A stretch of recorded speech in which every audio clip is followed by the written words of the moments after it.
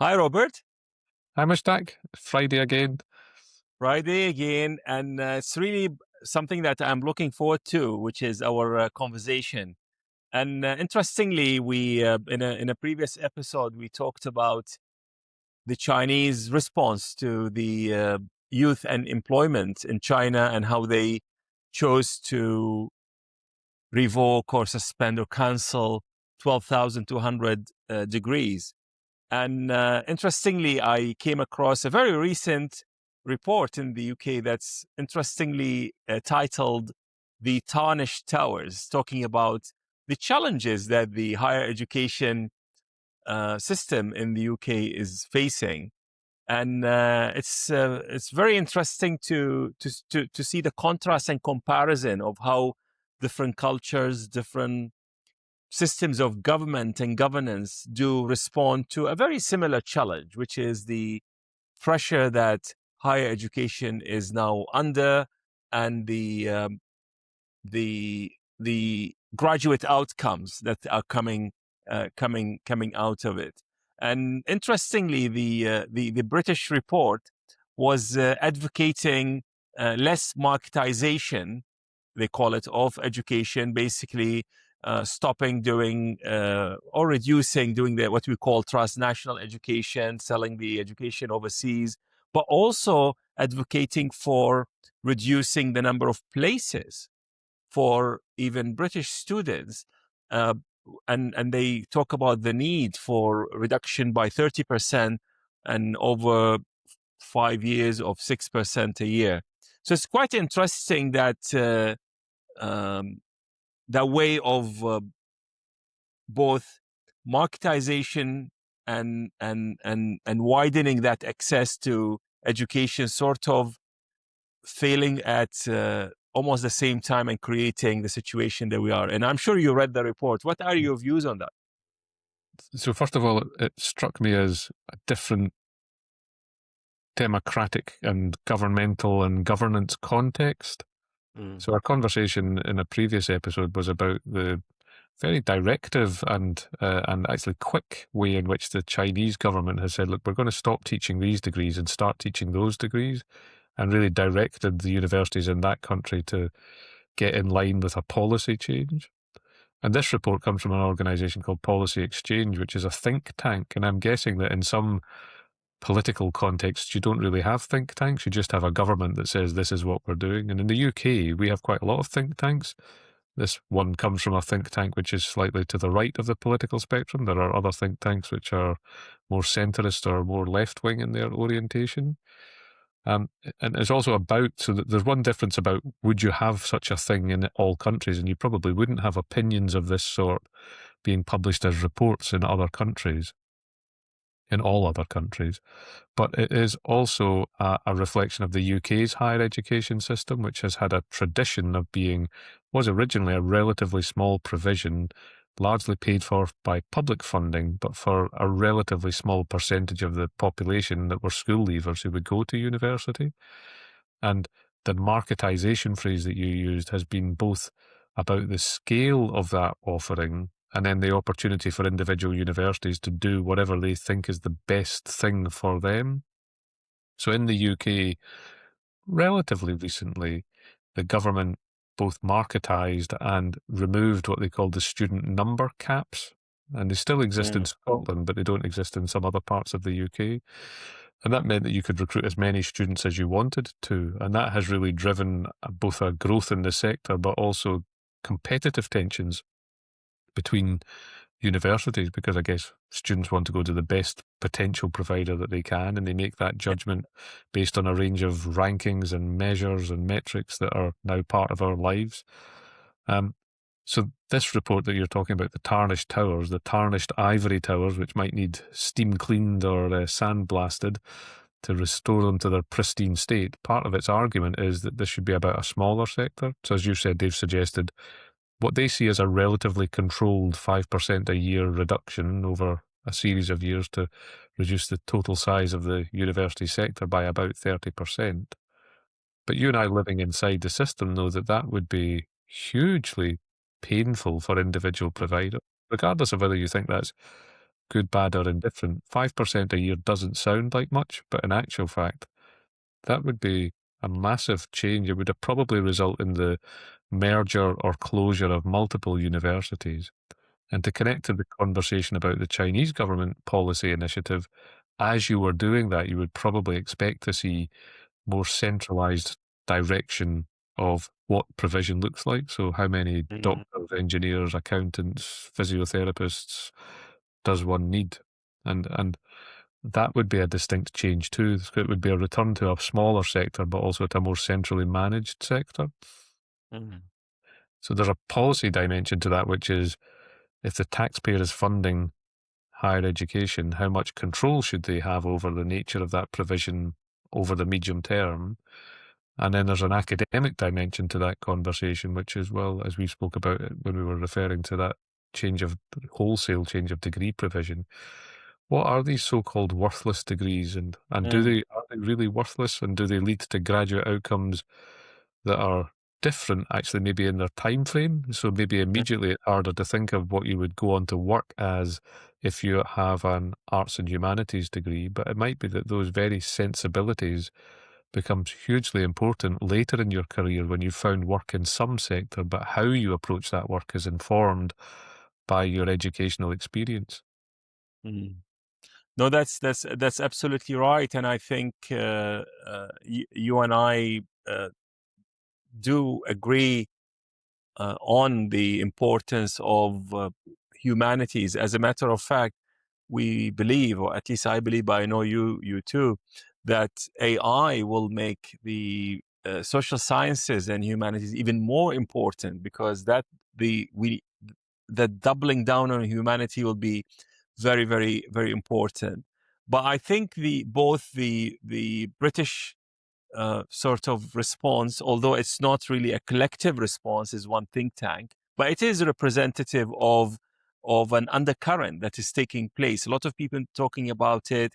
There are surveys that are referring to whether the degree is worth it, a university degree worth it as an investment. So there's that undercurrent in the West represented by the United Kingdom. So that's one approach, and there is that different approach that has been adopted in China, and both are manifestation of a fact that higher education, universities, they really need to change.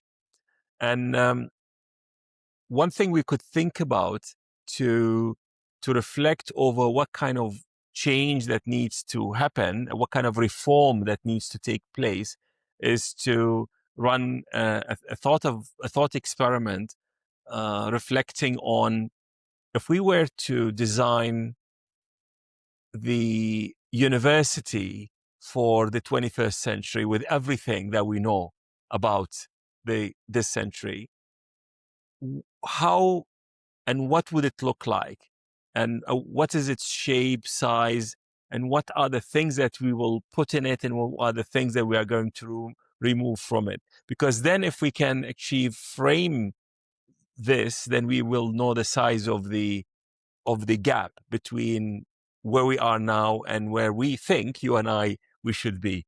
So Yeah. that's probably the conversation that we'll be talking about today. So I'm going to suggest we do it in a game show format, Mushtaq.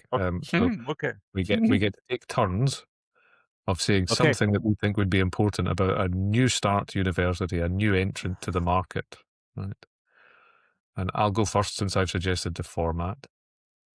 I think I would want the voice of the employer more deeply embedded in the governance of every aspect of the university. At the moment, most universities have a governing body with some highly qualified independent directors who are there to scrutinise in the way that non-executives scrutinise all organisations. Mm, And some universities, but not all, and some programs, but not all, have advisory boards or that offer them some advice about what the industry and that discipline is looking for. But if I was starting from scratch, I'd have them as co-constructors of the narrative about both the research and teaching mission of the university, right from the outset at every level, so that it was mm, much more about co-production and partnership than the way in which most established universities do a bit of that, Mm, but if you're really critical, they probably do some of that in a more passive, tokenistic, retrospective way than genuine partnership. That'd be my mm, starter. Your turn. mm.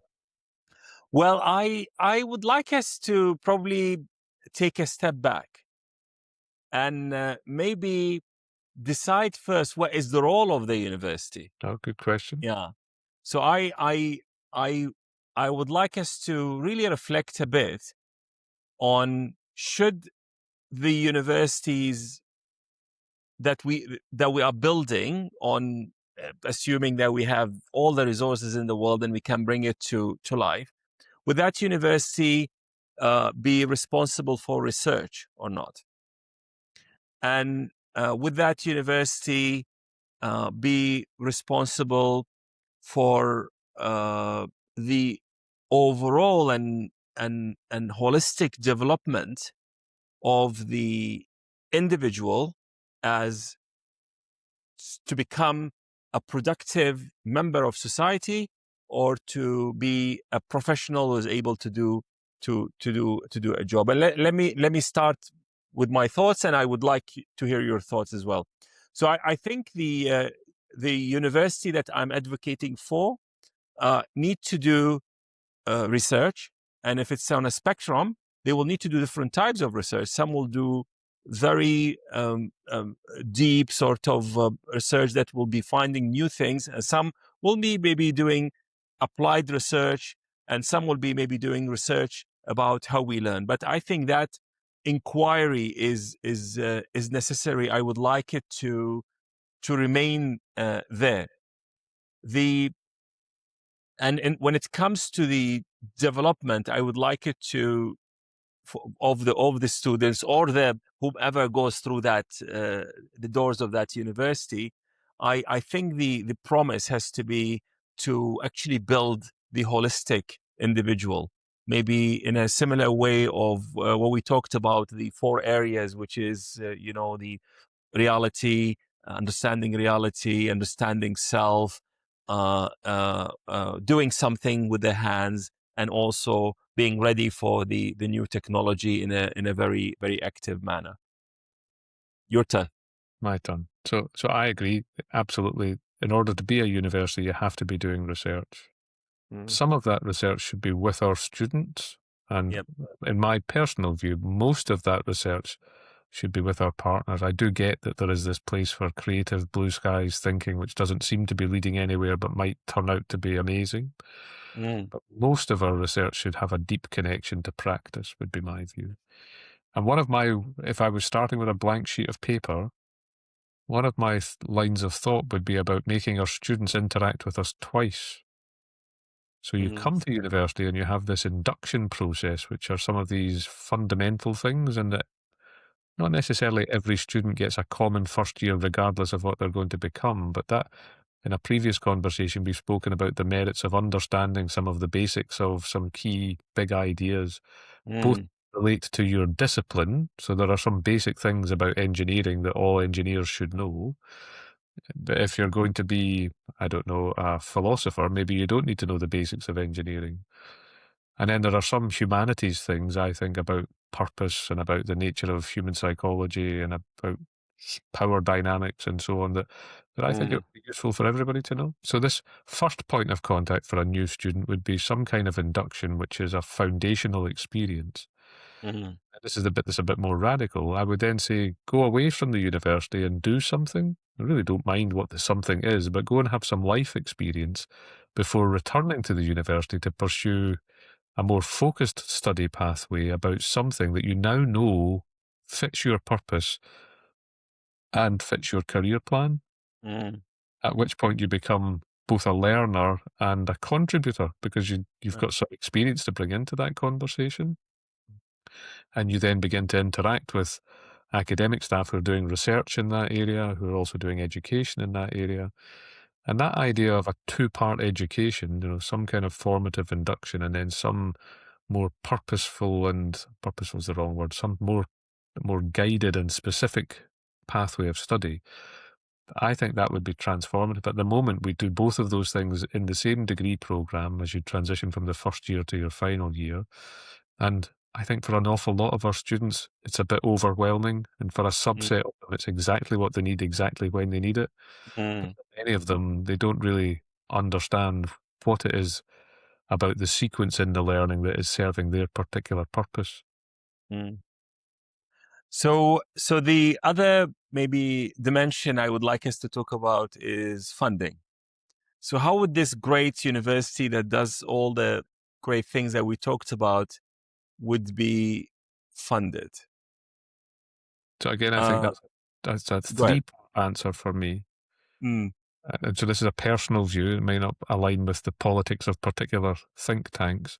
yeah. But one part of that funding should come from the state, because Mm, if you live in that country and you're making your contribution over your lifetime in that country, the state has some responsibility for your education and development as a citizen. And I think right. the state gets benefit out of that. So I think the state should part pay for that. You could argue that they should wholly pay for that, but maybe not.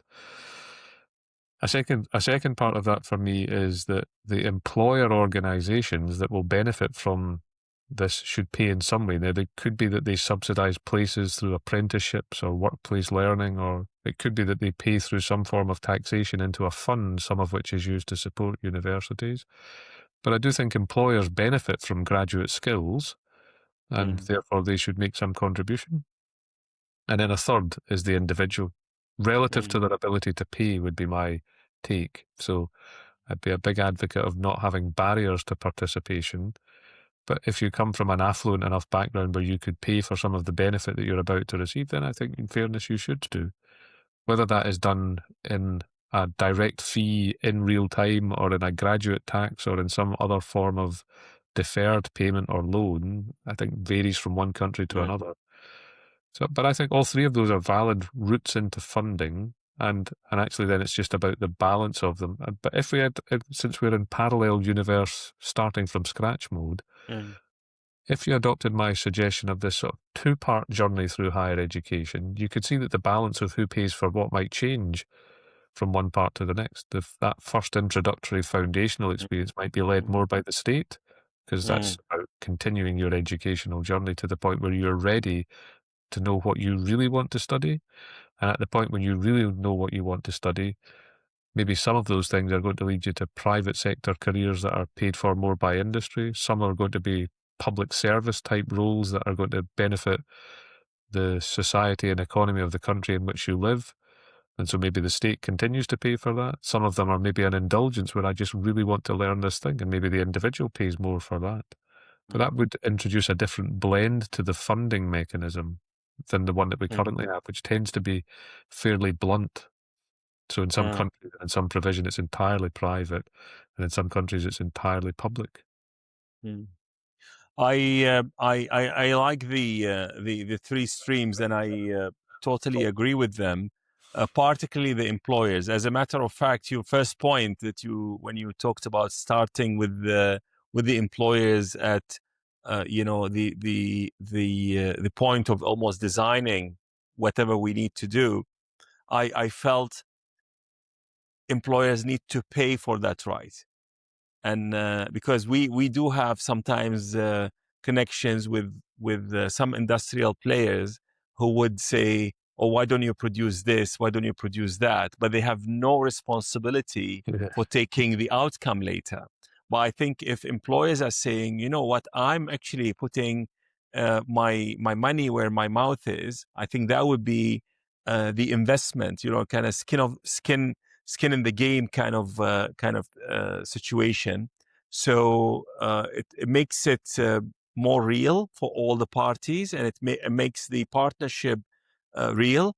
And for the idea of getting the individual to also contribute, whether immediately or later, that also make them value the experience more. So I think that is very very important. And I think then the the the, this university would be able to, if they want to get more resources so they could do more things, then they need to appeal to these to these, three constituencies, and actually appealing to them simultaneously will sort of ensure a balance, because you can't just simply favor the user or the students over the state, or the state over the employer, or the employer over others. So I think that is a nice way of putting it. The other element that I wanted us to talk about is the relationship between people who work there, particularly I'm talking about the professors, and these organizations. So do we see these tenured sort of secured job pathways for professors who would be given the opportunity to pursue inquiry, share the knowledge that they have discovered, inspire students, or do we see it as being different? It could be transactional. It could be um, uh, engaging with professors who might be operating individually. A professor themselves could become a brand that their service is hired by different organizations simultaneously. So what are your thoughts there? So I'm going to say something in defense of professors, and then I'm going to say something slightly provocative. So, in defense of professors, as you know and I know, it's not an easy thing to become a professor. Not every academic who starts their journey makes it to professorial level.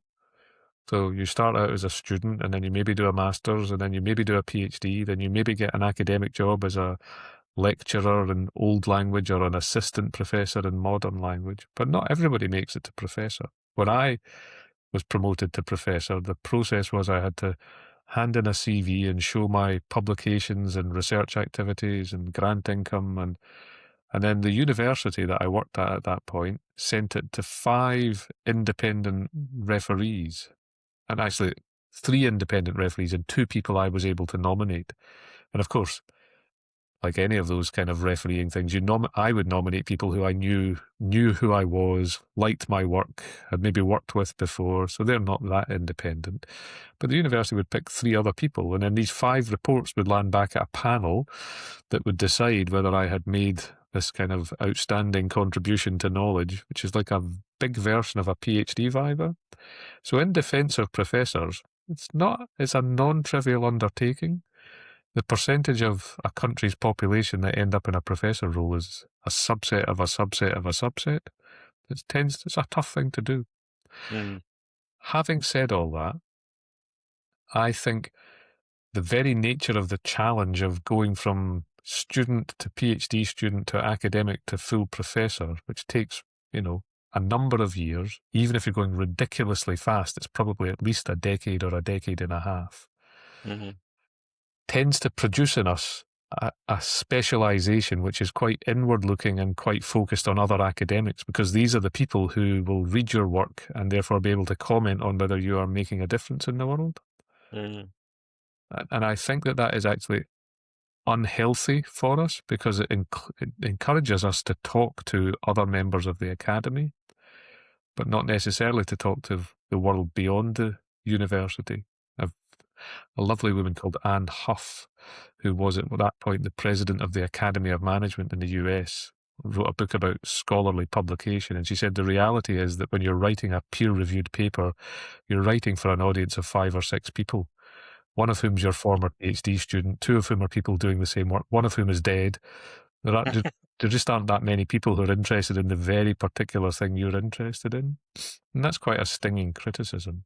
So Mm-hmm. here's my radical provocation, which partly connects to this idea of a university education in 2 parts. That the boundary between work or organisations beyond the university and the academy should be bled and be permeable for our students, but also for our staff.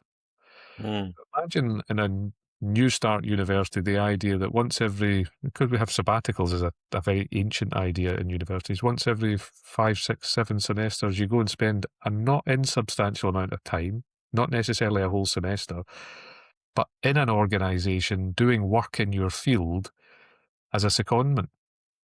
You go out into the real world and you see how the real world is using these ideas that you talk about, whether those are policy things or technology things or practice things.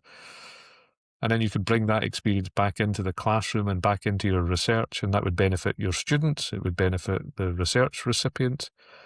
And so if you adopted that model and you had this model where employers were embedded in the curriculum design right from the outset, you could see two-way traffic, which is managers from the businesses that you are talking to as potential future employers are actually spending time on research projects in the university for maybe a month or 6 weeks. And in reverse, professors from the university are released back into the wild and go on an adventure and come back. And so radical suggestion is that industry, and industry could be public or private, but it's a handy catchphrase, industry adopts an academic every now and then in the same way that we're encouraged to adopt a snow leopard or a emperor penguin, or, and so once a month you get a little letter from your professor saying, since I saw you last, I've been doing research on this and teaching students that, and they send you a postcard and you get a little stuffed version of an academic that you can put on your bookshelf and look at and think, I sponsor an academic. I think that would be really healthy for us because it would directly address this practice theory dichotomy that our sector is troubled by. In my field, which is management, the people that read management research journals are not managers. They're academics doing research on managers. And I think that's a big issue. So I think as we speak, I'm reflecting on something, which is we are, I think, assuming that employers will be employers and there will be people who come and manage businesses and hire our students. And that might be the case. And that might not be the case in 10 or 15 years from today. So when it comes to professors who are people I'm really fond of, I mean, that's why our conversation is very, very interesting. I think the nature of employability for our professors needs to mirror the nature of employability for our students. Personally, I think more and more people will be needing to be entrepreneurial, not necessarily entrepreneurs, but entrepreneurial in their actions. And the students that we are developing and they're graduating out of our universities and schools may not be able to get the kind of jobs that the parents got. And that's why them being able to almost be free agents to really identify their skills and be able to sell these skills almost independently might be a very valued thing. Again, the employability could be in different layers. So maybe you are sort of paid a retainer fee somewhere because they could call upon you whenever they want, but that wouldn't be enough, I feel. But then you are allowed to do certain things outside because you have these skills that will be needed outside, but it's also fulfilling for you. And maybe there'll be another, going with the theme of three streams, a third part where you volunteer to do things, not necessarily to make money out of them. So I'm imagining if the professors, whether they are professors of practice or really academics who do deep work trying to understand the nature of reality, could be actually positioning themselves and using the university as a platform. So the university, so if, for example, if both Robert McIntosh and Mushtaq Al-Atabi are both professors of management, and then at University A could say, we are this semester hosting both. And then students could vote by choosing which lectures to attend, which engagements to do. And through that, we'll be, I think, through hopefully some friendly competition will be showing the way in terms of what is going on in the employability world, but at the same time we are improving ourselves. What do you think of this idea? So we've both come up with different solutions to the same essential problem, which is a problem of place. Mm. So the place of the academic is inside the university and people have to come to the academic, versus the place of the academic, in my case, was periodically to be outside. So once every few years, you go and spend a month or two with a company or a government department or um, an NGO, and you spend time doing the thing that you have been studying. And I think that would be, I think that's hugely beneficial. Right? And Mm. your model is that those places, plural, coexist. So Mm. a third of your time you spend with a university, and a third of your time you spend doing something entrepreneurial, and a third of your time you maybe spend doing some research, which another university pays for. And I really like the creative challenge that our academic professors, who by chronological definition will be older than many of the students that we educate, and therefore will be insulated from the harsh realities that artificial intelligence will eat alive some of the career choices that were available to us 2 or 3 decades ago and that won't be available to our students. And Mm. that we are forced to live the same lifestyle as our student community of thinking, how do we engage with the world in a way which is economically viable, but also entrepreneurially led, whether that is running your own business or just having an entrepreneurial mindset. And Mm. imagine the challenge if you and I were both management academics of having to think, where will I find my audience? Not where will the university recruit students that I can teach, but where will I find my audience? Yep. And Yep. the likelihood, I would suspect, of you being attentive to how engaging, exciting, accessible your lecture materials were, how relevant the examples were, how authentic your assessment was, would dramatically shift if Yeah. if nobody's interested. Then I bear the consequences of that, not my That's right. university. And I'll just say That's two right. things in response to that. One, I guess, in our nascent podcasting lifestyle as we head towards episode 100, Mm. ultimately, if this is just an indulgence for you and I to talk to each other, it's delightful to spend time in your company. But if we want to make anything else happen around the podcast, we have to find an audience and make it engaging for Right. them. That's a good, That's right. good dynamic. And the other thing that I would say is that I know that you and I have both worked in the same university, but we've also worked in other universities. A pretty common experience across all 5 universities I have worked in is where student numbers are falling in a subject area, Mm. that the response of the academic staff is to critique the professional services colleagues in marketing roles for not doing a better job of recruiting students. That's right. Mm. Rather, That, which could be true. Of course, that could yeah. be part of the equation, but it seems to me that as an academic community, we very rarely think, what is it about this subject and how I'm presenting it that's making it feel less relevant to this year's group of high school graduates or college graduates or adult learners looking for part-time education? Mm. And Mm. that would change completely if you and I were a little entrepreneurial pair trying to sell mapless world management education to people. You wouldn't be able to turn to the university and say, you've failed me because you haven't found me students. You'd have to say, well, I did have some students. They were so bored that they wrote a TripAdvisor thing which said that was rubbish. I wouldn't do that again. Mm. You'd do Right. something about it. That's right. So this is actually very insightful. I'm feeling as we talk about it, and probably the last bit of our conversation today, we could focus on the fact that if we go back to this universe from our parallel universe, these things that we talked about, they will really take a lot of time to enact, and universities in general are, as institutions, are not well known to act quickly. I think this so far has been maybe something that worked to the advantage of the university, so that no one individual, no one vice chancellor could actually change the nature of the university, and because of that, they became mainstays of the of the society.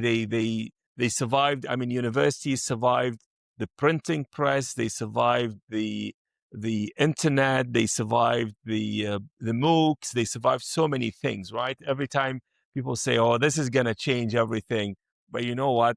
We are back. As a matter of fact, even recently, COVID, in which we changed so many things, I see people all over the world. They went back to where they were before COVID, and some of the great things that we did during COVID, people stopped doing them, and we go back to in a very the system is very stable. There's so much stability. Like an airplane, when there is turbulence, if the airplane is stable after turbulence, it actually stabilizes and goes back exactly to where it was.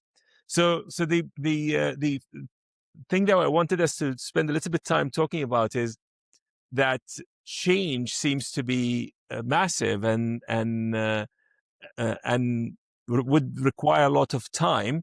But I think the nature of pressure and challenge this time with artificial intelligence, the energy transition, the geopolitics, the real economic pressures are real and may be different this time. So a bit of comment on the time scale that's needed for change and the ability of universities to respond within that time scale.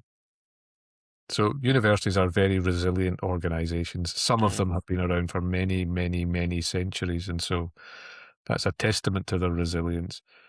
Working inside them, that is sometimes a huge feature and a positive, and sometimes a huge frustration. So your observation about how slow, or how, when we bounce back from COVID, we bounce back to learning practices which have been with us for centuries rather than months.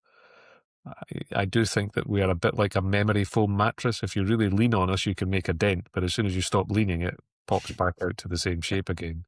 Yeah. And that's both an advantage and a disadvantage. But if I look across sectors as a strategy professor rather than as an academic manager, what you see in other industries is the repercussions of some disruption tend to happen really fast, actually.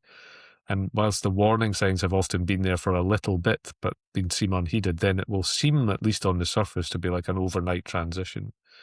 And there's a man called Tom Peters who wrote lots of management books in the sort of late 80s and early 90s.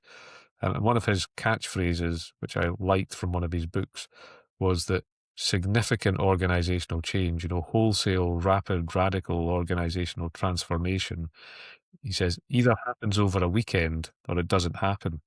It's over a weekend because everything has to change simultaneous to all the other things that have to change. You can't change the delivery method without changing the campus. You can't change the campus without changing the contractual arrangement you have with students and staff. And if you think about COVID, that's a really good illustration of everything really did have to change over a weekend. You and I That's were right. working at the same university at that point.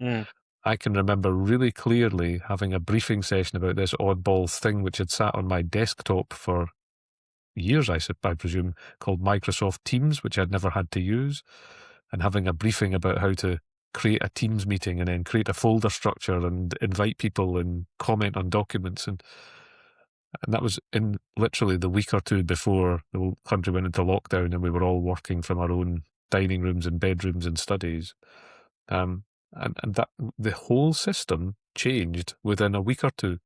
And we were doing our research, our learning, teaching, our governance, our Senate meetings, our exam boards, our exams, they all happened online. And so I kind of think you're right in pointing to maybe this time will be different because the economic pressures are such that the system is not really tenable. And in that sense, I feel slightly like a bookseller in the kind of middle to late 1980s thinking, well, I just need bigger shops and more stock, and not realizing that internet retailing was going to just completely transform the way in which things happened.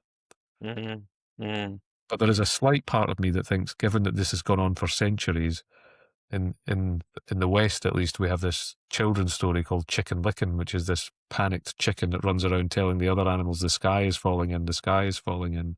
It turns out not to be. And so that's one version of that story. Another is the boy who cried wolf. You have terrible predictions. And actually, just finally, I Mm. can interviewing a former chief executive of a major UK bank about the experience of the collapse of the financial system in 2008. Yep. The run up to that, this person was saying there was someone who was very concerned about the behavior of these derivative markets and these complex products that bundled up mortgage loans. It was very concerned about it and used to come into board meetings before the crisis hit saying, I'm not sure about this, I'm a bit anxious, maybe we should have less exposure in this area. And the chief executive that I was interviewing said, and I'll use your name rather than the actual name, he said, here comes Mushtaq, the man that's predicted 7 of the last 2 recessions. Wow. And so I Yeah. wonder if you and I are guilty of that, but I also Mm. equally wonder if actually the university sector does need a wholesale reset in order to Mm. reassert its right to be there and to be there for centuries to come. So this actually reminded me that there was once uh, an industrial conference, an energy industrial conference, and it's really had in one room very high ranking people of almost the top uh, oil companies in the world.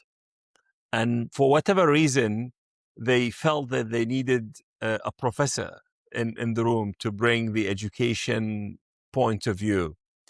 And it was very interesting because the question to me was, Professor, as we know, there is so much pressure. This is was mid last year, I think.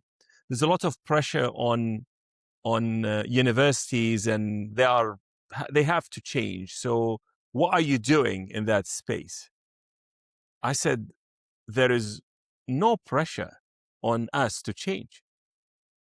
People were really puzzled and confused for a while. And I said, do you know why there's no pressure? They said, yeah, educate us. I say, it's all thanks to all of you. I have no pressure to change because of all of you. What do you mean?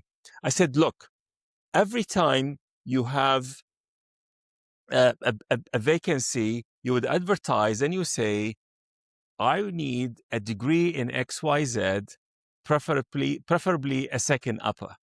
Now, as long as universities have the monopoly of producing degrees, and you don't hire people unless they have degrees, there is no incentive for universities to change. So I think one of the things they remain very desirable. I feel people desire a good degree, and it's a good thing to have. Now, if that changes, we have been hearing about you go and get certification directly from the companies and so on. But I feel people still value a university degree from that point of view, and that's not necessarily a bad thing, because again we talked about the skills and the knowledge, which is very important, but also the holistic development, which I think universities still now can still do maybe better than leaving it to chance. Of course, we still need to change. We need to do more of. So I'm like you. I could paint multiple futures, and I could predict 7 out of the last 2 recessions, and sometimes they may happen, and sometimes they may not. But I think these conversations are done with love for the universities and for the higher education system and for all of our colleagues, the professors that are actually in many parts of the world are highly respected. People do respect them, do appreciate the fact that you are spending 15, 20 years of your life to specialize in something. In my view, on behalf of the rest of us, it's just like uh, a plumber who comes and help me in something at home. He or she specialized on my behalf in a certain thing. And our hope really in a mapless world that these conversations start to point towards a map for us, for our students, for our colleagues, for our children to to be able to navigate and even build their own maps and use it to navigate the world and help others navigate as well. Brilliant. We've indulged ourselves with a longer conversation than usual, but that's because it's been a fascinating conversation. Thank you. Thank you very much. Thanks a lot, Robert, and I look forward to our next Friday conversation.